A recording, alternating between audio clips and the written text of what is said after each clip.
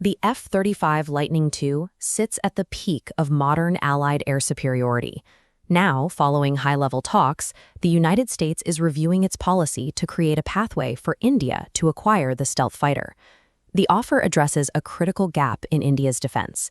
The Indian Air Force is currently operating approximately 29 fighter squadrons, far below the 42 required to manage a potential two-front conflict. That deficit is growing as the military retires its remaining Soviet-era MiG-21s, removing the last of these aging platforms from active service. While India's numbers shrink, regional threats are modernizing.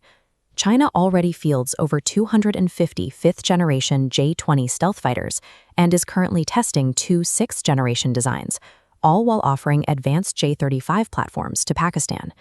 This widening technological and numerical gap threatens India's strategic autonomy. Without generational parity in the sky, maintaining independent regional posture becomes increasingly difficult. The necessity for an upgrade became clear during Operation Sindoor in May 2025. While India utilized Rafale jets and Scalp missiles for precision strikes, the operation also relied on indigenous support systems like the Akash-Tir Air Defense Network and anti-drone D4 platforms. The success of the mission signaled a shift in India's defense doctrine, moving away from reactive responses toward a policy of proactive deterrence and zero tolerance for cross-border threats. Despite the tactical victory, the conflict revealed that adversaries are fielding increasingly advanced air defenses. To maintain its edge, India needs a permanent fifth-generation presence immediately.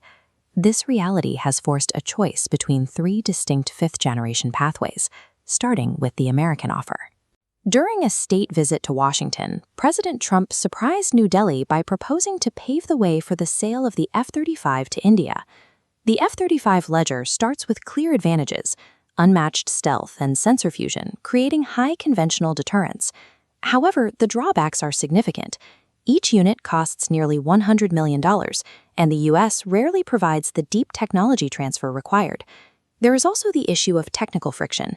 The F-35 software architecture is incompatible with India's Russian-made systems, such as the S-400 air defense network, which could lead to a fragmented fleet. Moscow has responded with a direct counteroffer, the Su-57. On the Su-57 ledger, the price is lower, roughly $65 million per jet. Russia is also willing to allow local co-production and ensures immediate compatibility with India's existing Russian hardware. But the relationship is strained.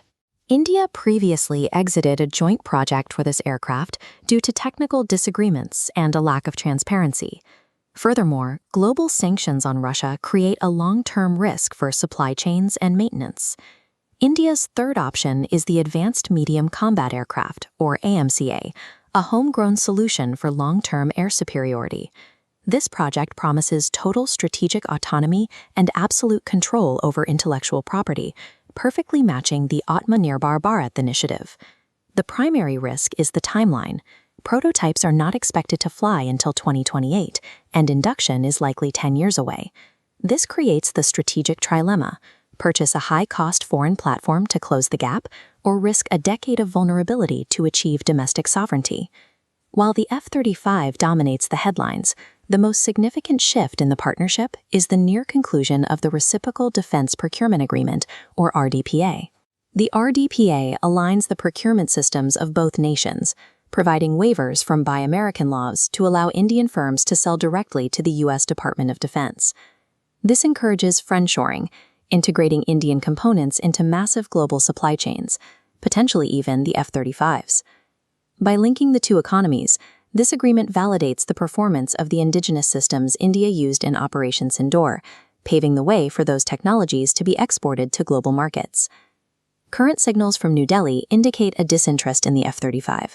The priority remains the AMCA, as a multi-billion-dollar foreign purchase could divert the resources needed to finish the domestic project. The F-35 offer catalyzed a deeper defense relationship between Washington and New Delhi, but India is choosing long-term technological sovereignty over an off-the-shelf purchase. Thanks for watching. For more in-depth defense analysis, like, share, and subscribe to the Global War Watch Network. Do you think India should wait for the AMCA or buy the F-35 now?